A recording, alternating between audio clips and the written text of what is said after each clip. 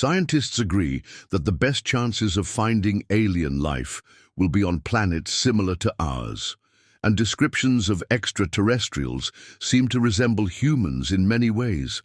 Some ancient astronaut theorists draw a surprising conclusion from these facts, suggesting that aliens might actually be human.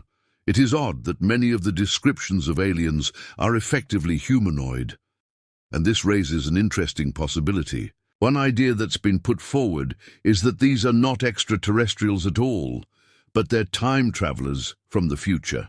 They could be us from 1,000, 2,000, 10,000 years from now. Let's assume for a moment that 10,000 years from now on this planet, if we all survive, that time travel was created. They've invented it. Just like the time machine of H.G. Wells' days, they can go back or they can go forward. So, let's assume 10,000 years from now, we decide to come back to see us. Maybe they have changed physically. They look like the alien Greys or whoever they may be. It could well be that ancient astronauts might not be creatures from other planets at all, but time travelers from 2720 in a time machine. Time travel is an essential concept for science fiction. But would it be possible for flesh and blood, humans, to find a way to transport themselves through time with current technology? Would this enable us to cover the vast distances of space? If I could travel close to the speed of light, I could reach the year 3000, say, in a couple of years. Have to get very close to the speed of light for that. But it's doable. And we know that this isn't a theory. This is real physics. We can demonstrate these time-warping effects so you can reach the future quicker by traveling close to the speed of light. The concept of time travel was first proposed by Albert Einstein in 1905 when he published his theory of special relativity. Ancient astronaut theory says that astronauts visited us a long time ago from somewhere else. The technology involved in doing that, we would assume, would be similar to what we understand now. I mean, we know special relativity is a law of physics. It holds anywhere in the universe. Ancient astronauts would come all the way here and travel these large distances and not age that much relative to their home planet. Because if you're going close enough to the speed of light, you will have slowed down time enough that when you get back, hundreds, thousands, or even millions of years could have passed. One limitation to this method of travel is that because a spacecraft has mass, it theoretically cannot reach the exact speed of light. The resulting reduction in velocity would then dramatically increase the amount of time needed to cross the vast universe. While there's definitely many theories about how extraterrestrials got here, how their propulsion system got them to planet Earth, they're surely not coming here the way we go out into space. They'd never get here. They are finding different ways. They have either developed a new form of propulsion or they're able to travel through what I've always believed wormholes throughout the universe that would instantaneously put them here. The idea of wormholes was first proposed in 1935 by Albert Einstein and his longtime collaborator Nathan Rosen. They began to explore the possibility that space and time could literally be bent to create a time travel shortcut. Wormholes have not been detected. They're a postulated structure in space that involve actually taking, if you want to think of a sheet of paper, bending it in half and connecting the two pieces that you get together. A wormhole is thought to do something like that. You know, space gets warped and it connects between two different parts of space. You know, there's predictions about what they would look like. There's theories about them, but we haven't detected one yet. You're not actually ever traveling faster than the speed of light. You're just cutting corners. You don't actually have to go light speed and travel for light years to someplace. You literally go there through a wormhole and through hyperspace and bang, you're there. If you can have a wormhole in space, then it could be turned in principle into a time machine. And so travel back in time, as well as in forward in time, would then be possible. The problem is, where do you get your wormhole? It's not inconceivable that wormholes were made in the Big Bang, coughed out along with everything else. There might be one out there in the universe we could harvest and adapt to form a time machine. Applause. The Mahabharata. In this sacred Indian text written in the 8th century BC, King Ravita is described as traveling to the heavens to meet with the creator god Brahma, only to return to Earth hundreds of years in the future. Some researchers believe this Hindu tale may be one of the oldest records of successful time travel in the ancient past. There's a story of a king called Rava, and he is taken into space to see the gods, and when he returns to the Earth, he finds that many ages have gone by, and it's been hundreds of years, and this is the kind of thing that would happen to space travelers and in time travel as well. You think you're gone for only a few days, but when you return to Earth, you find out that you've been gone for hundreds of years. Music. Like the legend of Choco Canyon, similar tales of time travel can be found all around the ancient world. In Japan, the legend of Urushimataro details a fisherman's visit to the protector god of the sea, Ryu-jin, in an underwater palace for what seemed like only 3 days. When he returns to his fishing village, he finds that it's been 300 years that he's been gone, and his house is in ruins. Everybody he knows is long dead. No one remembers him or his family. And in the Hebrew Bible, descriptions of the prophet Jeremiah in Jerusalem are eerily similar to both of these accounts of time travel. Even in the Bible, the prophet Jeremiah was sitting together with few of his friends, and there was a young boy. His name was Abim, and Jeremiah said to Abi, "Go out of Jerusalem, there is a hill, and collect some figs for us." The boy went out and collected the fresh figs. All of a sudden, Abimelech hears some noise and wind in the air, and he became unconscious. He had a blackout. After a time, he wakes up again, and he saw it was nearly the evening. So he ran back to the society, and the city was full of strange soldiers, and he said, "What's going on here? Where is Jeremiah and all the others?" And an old man said, "That was 62 years ago. It's a time travel story written in the Bible." Applause. Ever since the infamous UFO incident of 1947 in Roswell, New Mexico, there have been thousands of reports of extraterrestrial sightings and even first-hand accounts of alien abductions. Described as humanoids with large heads and small bodies, researchers believe these beings might in fact be an alien species that some call the Greys. These aliens look not too dissimilar from us.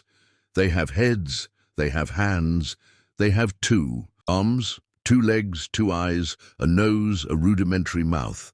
They certainly, in their descriptions, appear to be pretty close to us, or what they kind of look like is very, very early science fiction concepts of how the human race would eventually evolve over the eons. If you look at the extraterrestrials that are described, the Greys that are related to the Roswell incident, you'll see that their forms in many ways resemble what we might project or predict that we could look like in the future.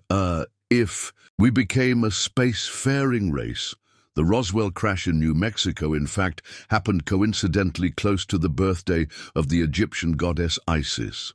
So you have to wonder, too, if these so-called alien bodies that were allegedly found at the Roswell crash with thin bodies and big heads, if they weren't some kind of time-traveling extraterrestrials. Is it possible the beings believed to have been recovered at Roswell traveled here from the star Sirius, just like the Egyptian goddess Isis, as some ancient astronaut theorists believe? And might they be coming here using advanced expertise in space-time technology? I would think that it's quite possible that the alien visitors, if they're proved to be the way we think they are, that they're using certain forms of teleportation. Perhaps, or certainly they have propulsion devices that can approach the speed of light. What we do know is that the physics of our planet, quantum physics and string theory, have moved the ball so much further than it was in the last century to saying there are no mathematical restrictions on time travel to the future or to the past. And that once you know that the physics community is saying there are no restrictions, it's just us finding out how do we do this. Time travel is basically the same as teleportation. We could go from place to place on Earth in a matter of milliseconds. This would revolutionize all kinds of travel. At the same time, our connections between us and any other civilization, and including civilizations on other planets as well. But just who really are these other-worldly creatures called the Greys? Is it possible they came to Earth, not from outer space, but from the future or the past? Or might they actually be human time travelers? There are various theories as to what the Greys are. There are stories that they are beings which have been around since time immemorial and are still around. But there are also encounters which people have had, and during these encounters it has been said that really the Greys are us from the future, and that they really have traveled back in time because somehow we have genetically created a situation whereby the Greys are no longer able to procreate. Then that they have to therefore come back to our times to sort of remedy the situation. Music people back in the 60s and 70s kind of speculated what would human beings look like in 1,000 years or 2,000 years. And the idea was that we would expand our intellectual knowledge, so our brains would get bigger and we'd have machinery that would basically do all the physical tasks for us that we do with our hands. Now we really would become almost physically inert beings, music. And if you look at those early concepts of the future of the human race, they kind of look like the standard traditional grey alien, the Roswell alien. Music, I rather am a believer in time travel. I say nothing will be impossible for us in the future. Even if you think it's completely crazy, it will happen. Whatever humans are able to think, to calculate, even to fantasies, will one day become reality. Sometimes I ask myself if these UFOs are not time travelers. It's our own people of the future. Considering the scientific advancements from the last century alone, might it be possible future humans have discovered the ability to travel in time, as some ancient astronaut theorists believe? Are they in fact the so-called visitors that have been recorded throughout the centuries, or are they otherworldly aliens who have mastered travel through both time and space? Perhaps the answers can be found not in the here and now, but in another place. And time. Applause. Music, Kingman, Arizona, May 1953. At the height of the Cold War, an unidentified object reportedly crashed in the desert sands. Music, what remained was allegedly sent to America's most top-secret facility, Area 51. But it wasn't. Until 45 years later in 1998, that a retired military engineer named Bill Woos came forward to make a stunning claim. The military didn't just have the extraterrestrial technology, they had an actual living alien. House claimed that he worked at a secret laboratory, supposedly in the Papoose Mountains of Area 51 in Nevada, and that since 1953, the American government had an insectoid alien that was working with them. His name was J-Rod. J-Rod supposedly assisted the military in understanding and duplicating the incredible power systems and futuristic technology that was combined and created for the Kingman craft. Shortly after Bill Woos broke the story, microbiologist Dan Burish came forward to confirm his claim. But according to Dan Burish, J-Rod claimed that he was not an alien. What he revealed was something even more shocking. This insectoid alien J-Rod said that he had actually come from our future, and that at some time in the near future to us, there is a catastrophe on this planet, and much of mankind is destroyed, and that mankind splits into two different species. And one of these species goes and lives underground. And while underground they develop these insectoid traits, which is exactly what the Hopi and Zuni and even Navajo legends say, that during the transition period between the third and the fourth worlds, this above world of today was not habitable, and they had to go underground and live for some time with what they called the ant people. And you have to wonder if perhaps J-Rod is actually an insectoid human being from our own future. Could the accounts of J-Rod confirm that the Hopi stories of ant people were more than just mythology? And if the so-called insectoids really do exist, is it possible that they are not aliens, but humans from the future? Aliens appear to be a part of our human evolution over thousands of years. A lot of it has to do with our reproductive systems. Maybe they're actually trying to create a new race, possibly, that will be able to withstand atmospheric changes here on Earth, or potentially lead us to a point where we have to leave the planet. What if humans are someday forced underground by a cataclysmic event? Does it even make scientific sense that we would evolve to have insect-like characteristics? According to some scientists, we are part insect already. The work on the human genome has indicated that possibly up to half of our DNA may be the result of transposons. That's a fancy word for jumping genes, genes that can jump from one species to another. Recently it was shown that Rhodnus, this is the sucking insect that spreads Chagas disease, not only can spread the tarpanosome, the disease-causing agent, from organism to organism, it also can spread its own genes to those organisms. Humans get Chagas disease. So far, they've not tested humans for this insect DNA. Odds are we do have some of these insect genes in our system, we know, with some of these strands. Widzon came from diseases we caught when our ancestors were bitten by insects. Applause, Princeton, New Jersey, July 1935. While collaborating at the Institute for Advanced Study, physicists Albert Einstein and Nathan Rosen publish a groundbreaking idea. They come to the conclusion that the theory of relativity actually allows for shortcuts across the space-time continuum. These paths, called Einstein roads and bridges, more commonly known as wormholes, connect two distant locations, making travel to the most remote stars in the universe a possibility.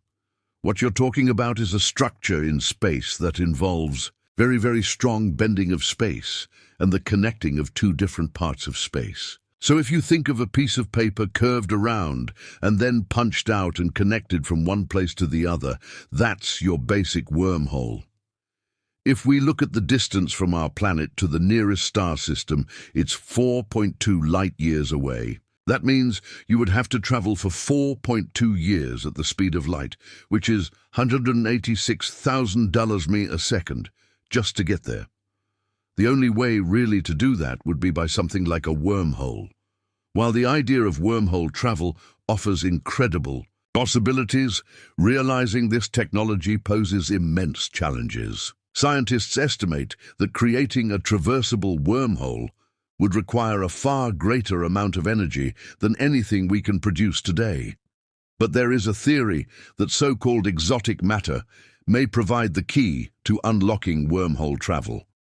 What you need is matter with negative mass. And we're only aware of matter with positive mass, so we call this exotic matter. Not that it couldn't exist, we're just not aware of it yet. But the bottom line is, it takes huge amounts of energy to create these. Imagine taking all of Jupiter now, its entire mass, and converting that to energy. You're talking of millions and millions of times more energy than you have in a nuclear bomb. Although most scientists say that we're a long way from developing the technology to create wormholes, if such a thing is even possible at all, there are those who believe these celestial shortcuts already exist. In 1991, scientists at Vanderbilt University proposed that the chaos of the Big Bang not only created the universe, but also may have caused the formation of many wormholes billions of years ago. During the Big Bang, space-time itself was being mashed together, expanded, contracted. And one theory says that if you had something like the size of the Himalaya mountains, the space-time around it could have been so badly stressed that it would mash this matter inside its own event horizon. In the same way, you can imagine space-time being mashed together and forming a mini wormhole. The possible result, according to researchers, would be a wormhole about the size of an atom, Once located, these many wormholes could possibly be stretched to create a traversable wormhole. One of the things we know is that since the Big Bang, the universe has been expanding, which means space-time overall has been stretching. So when the universe is quite small, you make a teeny little wormhole. As that whole structure stretches, that whole wormhole stretches and grows big as well, so you could end up with a very large wormhole. Now, if wormholes were created in the earliest stages of the universe, is it possible, as some ancient astronaut theorists suggest, that celestial beings have already used them to travel to Earth in the distant past? It's very possible that wormholes or stargates opening and beings coming through them are a way to explain how man was interacting with ancient gods. Applause. In Suffolk County, England, there is a remote forest in the village of Rendlesham that has become famous for being the site of one of the most extraordinary UFO encounters ever reported. And some of those who experienced it believe this incident also involved time travel. The event occurred on December 26, 1980. Airman John Burroughs was performing a routine security check at a U.S. Air Force base when he received orders to investigate a possible downed aircraft. My supervisor called me on the radio and asked me to meet up with him so we could check the East Gate. We're driving down the road leading to the East Gate to check on it when all of a sudden he saw some strange lights in the forest. So I called in and let him know something strange was going on. They decided to send one of the security units down, which was Sergeant Pennison. He got down there and he saw the same strange lights that we were seeing. I could see all these multiple color lights and things like that, and the air felt different. I don't know how to really explain that, but it did feel like there was electricity on our skin and hair and stuff. But that progressively got worse the closer we got to the tree line, and it got more intense. There seemed to be like an electricity, charged atmosphere, and then also there were points where it seemed like everything was going in slow motion. As the servicemen approached the strange lights, Sergeant Pennison reportedly saw a large craft just beyond the tree line. The craft was triangular in shape, measuring about 6 to 7 ft high, black in color. I had come around to the far side of the craft, and that's when I noticed that there was, inscription on the side. It is about 3 ft long, maybe 6 in high. So I'm expecting to find, some kind of prototype stuff. You safe. I'm looking for something very familiar. Instead of something familiar, I see these pictorial-type glyphs and got running my hand over the side of the craft. I don't know how to explain this. It's like someone was holding a picture. Okay, I could see it in my mind's eye, zeros and ones. So I recorded those one after another. When Pennison touched the craft, he then said that he felt a strange download of information to his mind, and he felt compelled the next day to write down a series of zeros and ones, which we now regard as binary code. Years later, a computer programmer took this information, ran it through a translation program, and a message emerged. The message read, "Exploration of humanity, continuous for planetary advance, eyes of your eyes, origin, year 8100. When one sees origin, year 8100, one is forced to speculate, might we be looking not just at extraterrestrials, but time travelers from the future? After the incident, the US military conducted a brief investigation, but allegedly tried to keep the eyewitnesses away from the press. But for Airman Burroughs and Officer Pennison, the event wasn't easy to leave behind. Both men had lasting physical effects from the encounter and even reported strange dreams. After the incident, I started having throat and eye problems. At one point, my gums turned white. I also had vision problems. And when I went and saw the doctor, one of his first questions was, had I been ever exposed to radiation? I've definitely had dreams about it, and I still have feelings about what happened and what could happen in the future. I'd gotten out of service in 1993. Then I was out about maybe 3 months, and then I started getting these dreams and nightmares. During the dreams, I could see that these were time travelers 40 to 50,000 years in the future. I see that the purpose to come back was to correct things, was to fix things. Something horrible has happened. Something you have to correct, but it requires time travel. It requires going back into the past. I've never had a feeling of it being extraterrestrial. It's always been that they were simply us in the future. Could it be that the craft reportedly witnessed by James Penniston and John Burroughs came not from a distant star, but from a distant point in time? Papayusama, Chile, April 25, 1977. 4:15 a.m. Corporal Armando Valdez patrols the northern desert with a 7-man military unit. Suddenly, their lookout bursts into camp. He has just witnessed 2 bright violet lights descend from the sky and land 500 wide away. Corporal Valdez was the leader of this patrol, and he approached these objects. What happened next is shrouded in confusion and mystery. His men saw him almost disappear into the light. He recalls getting disoriented, confused, perhaps passing out, and next thing he knew, he reappeared again. But the strange thing was that he had 5 days' growth of beard, and his watch showed a date 5 days into the future.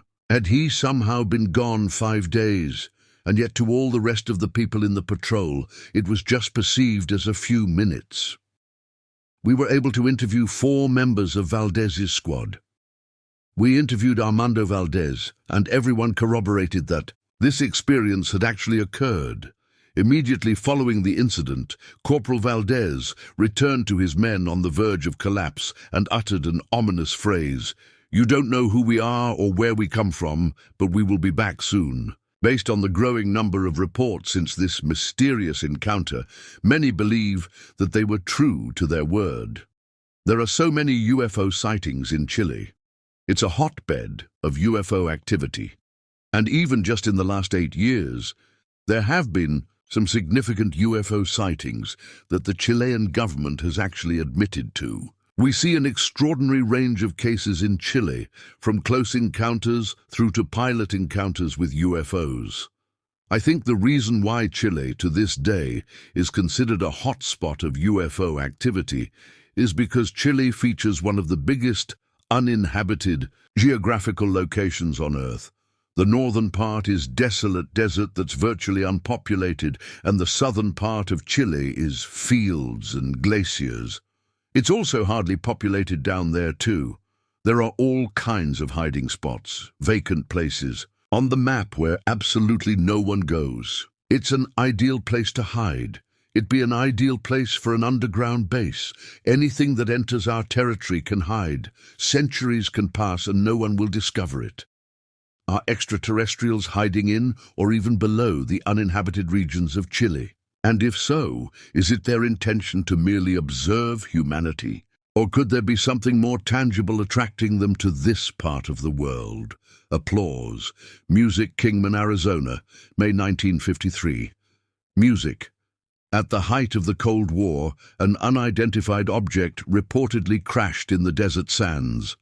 Music. What remained was allegedly sent to America's most top-secret facility, Area 51.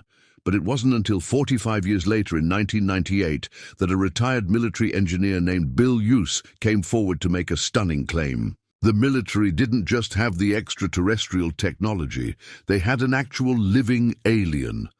House claimed that he worked at a secret laboratory, supposedly in the Papoose Mountains of Area 51 in Nevada, and that since 1953, the American government had an insectoid alien that was working with them. His name was J. Rod. J. Rod supposedly assisted the military in understanding and duplicating the incredible power systems and futuristic technology that was combined and created for the Kingman craft. Shortly after Bill Hughes broke the story, microbiologist Dan Burish came forward to confirm his claim. But according to Dan Burish, J. Rod claimed that he was not an alien. What he revealed was something even more shocking. This insectoid alien J.R.O.D. said that he had actually come from our future, and that at some time in the near future, to us, there is a catastrophe on this planet, and much of mankind is destroyed, and that mankind splits into two different species, and one of these species goes and lives underground.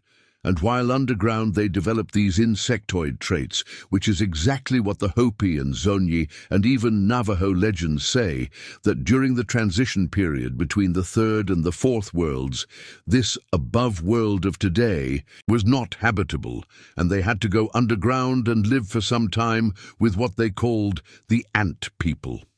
And you have to wonder if perhaps J.R.O.D. is actually an insectoid human being from our own future. Music. Could the accounts of J.R.O.D. confirm that the Hopi stories of ant people were more than just mythology? And if the so-called insectoids really do exist, is it possible that they are not aliens, but humans from the future? Music. Applause, Cambridge, Massachusetts.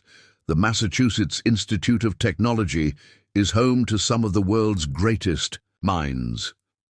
MIT researchers are on the forefront of innovation, including the development of wireless transmission of power. Efficient wireless transmission of electricity has eluded scientists for years.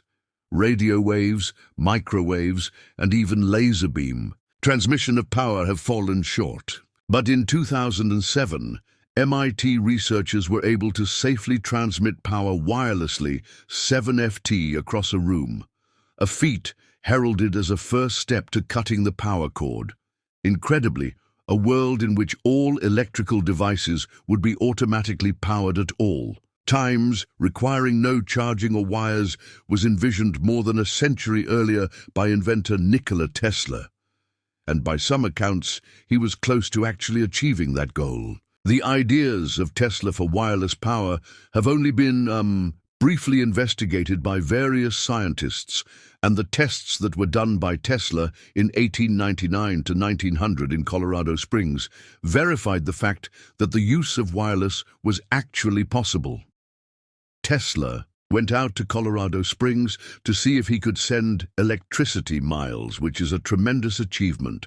But he had a huge tower, and there it was, 200 FT to the top. His assistant was located at the laboratory, and Tesla said, "When I give you the signal, I want you to throw the switch and fire up the wireless system." And Tesla probably walked 4 miles away. Tesla inserted light bulbs into the earth to see if his tower was in fact creating a wireless circuit with the ground. If so, the bulbs would light up. These light bulbs were being lit, so he was able to establish that he could transmit electrical power over great distances. But he did keep it a secret. He even kept the mechanics a secret from his assistant, who didn't totally know all the details of what he was doing. Shoreham, New York, 1901. Tesla convinces banker J.P. Morgan to give him $150,000 for the construction of a radio station. But instead, he uses the money to build a giant wireless transmitter he calls Wardenclyffe Tower. Wardenclyffe was 187 FT to the top, but it also went 120 FT down into the ground. And Tesla had envisioned receiving stations which would look just like the Wardenclyffe Tower at different nodal points around the Earth. So you would jump energy by means of wireless from station to station. He even thought that he could eventually use the same system to jump power to different planets. But Tesla's dream of creating a highly efficient broadcast of wireless electricity was cut short when in 1904 its funder J.P. Morgan discovered Tesla's true intentions to provide free power to everyone on the planet. With lack of additional funding, by 1908, the project was completely abandoned, and in 1917 the tower was demolished. No company, no corporation wants to give away its technology freely. So Tesla was shut down so that the world wouldn't have free energy. But just how was Tesla able to transmit electricity wirelessly for several miles when modern scientists can only manage 7 EFT? Tesla credited his many inventions to the ability to realize them entirely in his mind. He also described experiencing intense flashes of light, which were followed by moments of intense creativity and clarity. He would see an invention appear before his eyes in almost holographic detail. He said that he could rotate these visions, take them apart piece by piece, and he knew exactly how he was going to build these inventions, based on his visionary experiences. One of his greatest creations is the rotating magnetic field, and that came in a flash of intuition. He felt that we were receivers, that all impulses came from the outside, and that we worked on these impulses. So he doesn't believe that they come from dreams or inner visions. He really felt that we were, in a sense, self-propelled robots. Some ancient astronaut theorists believe there may be another explanation for Tesla's uncanny abilities and mysterious visions. They suggest these spontaneous episodes are proof that Tesla was receiving information from an otherworldly source. These images would literally burst into his mind. Somehow, somewhere, some connection was made. Ends the same way that biblical prophets received their prophecy. Nikola Tesla was clearly in touch with something. You have to wonder if extraterrestrials themselves weren't feeding him images of inventions that only he could understand. Nikola Tesla felt there was a knowledge base located somewhere in the universe that all of humanity could tap into if they just knew how to properly tune their mind to this knowledge base. Applause, Colorado Springs, July 1899.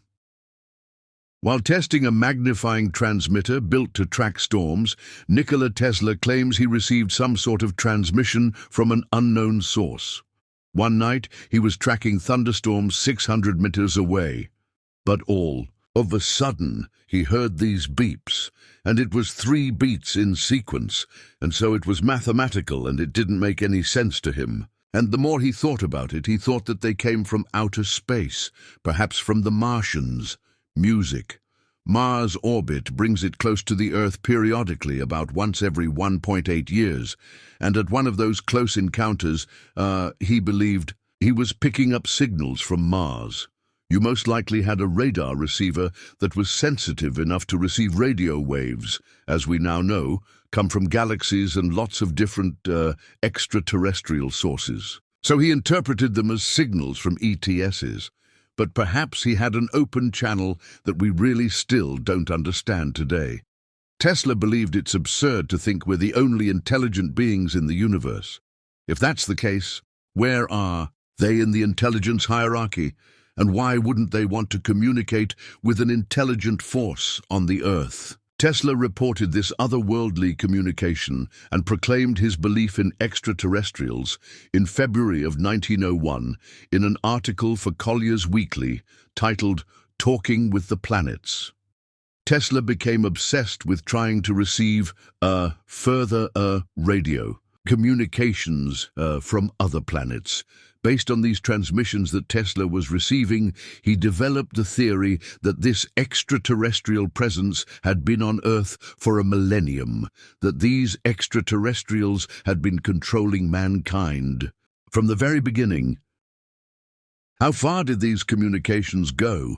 Did it lead to the point where he was actually able to receive useful information that was helping him build his inventions? Many believe that this is what happened and that Tesla had direct contact through the things he'd invented with extraterrestrial intelligence. But the shocking revelation was shunned by Tesla's scientific peers and led many to deem him a mad scientist. So you have Nikola Tesla electrifying the world, literally. Then about the time that he had a falling out with J.P. Morgan, a very powerful man, he'd also had a legendary falling out with Edison, another legendary powerful man. Then it came out that he was trying to perhaps signal the planet Mars, and his enemies exploited this, I think, to try and discredit him.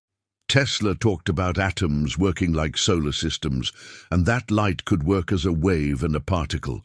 Einstein got a Nobel Prize for saying light worked like a particle. And Bohr and Rutherford got a Nobel Prize for saying that atoms were like little solar systems. So why is he removed from the history of quantum physics when he really belongs at the heart of it? So I think he's been unfairly treated by the physicists, and part of the reason is his attachment to extraterrestrials. Was Nikola Tesla simply letting his imagination get the better of him? Or is it possible he really was in contact with extraterrestrial beings? Belgrade, Serbia, housing more than 160,000 documents, the Nikola Tesla Museum offers rare insight into some of Tesla's future plans, including what some believe to be drawings of spaceships. According to historians, Tesla began work on his flying machine in 1910, focusing on the use of field propulsion or anti-gravity. It is believed Tesla had discovered that high amounts of electricity could actually create lift in an object. Throughout the 1920s and 30s, Tesla continually talked about anti-gravity ships that could derive power from his Warden Cliff Towers that were going to be broadcasting power. He claimed that these ships did not have wings or fuel. They were completely electric. But were Tesla's designs truly the first of their kind? Or is it possible, as ancient astronaut theorists suggest, that similar vehicles had already visited the planet in the remote past? In the ancient Indian epics, the Vedas, we find references of vimanas, those flying chariots that were used by the gods in order to travel from point A to point B. Some of these vimanas were able to alter direction at the drop of a hat, without any effort. So now reading this from a modern-day perspective would suggest that some type of anti-gravity device was used. You could link this from the ancient to the modern world with the modern UFO phenomenon. And so the idea that Tesla might have worked on an anti-gravity device is very plausible to me. Are the depictions of flying machines in ancient Hindu texts, like the Mahabharata, really proof that Tesla had received otherworldly knowledge in order to design anti-gravity spaceships? And if the so-called mad scientist actually did make contact with extraterrestrials, is it possible he continued to carry out their wishes in secret? Applause. The Singapore Air Show, February 2014. An Israeli arms company known as Rafael Advanced Defense Systems reveals details of a laser defense system capable of shooting missiles from the sky with a pulse of energy. The futuristic military hardware is called Iron Beam. The concept of Iron Beam is that it's essentially a high-energy laser that is designed to rapidly heat up the target that it's aimed at. We're talking about aircraft, drones, missiles, anything that could launch. An attack on a city could be literally destroyed in the sky by Iron Beam. This sounds very much like Tesla's death ray. This is exactly the kind of technology that Tesla was talking about in the 1920s and 30s, of using these beam weapons to shoot down missiles and projectiles. The War Department sided with Einstein and Oppenheimer's atomic bomb, not with Tesla. But now what we're seeing is that Israel is developing this iron beam technology because they realized that atomic weapons were far too destructive. Is it possible that Tesla developed a time-viewing or time-travel technology and that he became aware of these developments? Tesla was once quoted as saying, "The present is theirs, but the future for which I have really worked is mine." Did Tesla in fact see into the future? Might Iron Beam be proof that plans for the death ray not only existed, but also may have even been confiscated and carried out by the United States government? There are those who believe that Nikola Tesla was not only in contact with extraterrestrials, but was sent here to Earth by them to fulfill a mission and usher in a new age for mankind. One of the big questions is, who is Tesla? Is he, in a sense, an avatar, an enlightened being that comes to the Earth to help humans? No one really knows exactly what's going on, but I think all great artists, and Tesla saw himself as an artist, feel that they're instruments of a higher purpose.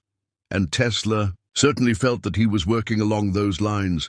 There is an agenda for humanity. There is a plan, and in every generation, whatever power it is that's behind the plan sends to Earth certain specific souls who are by birth more inclined and able to be receptors to the higher knowledge.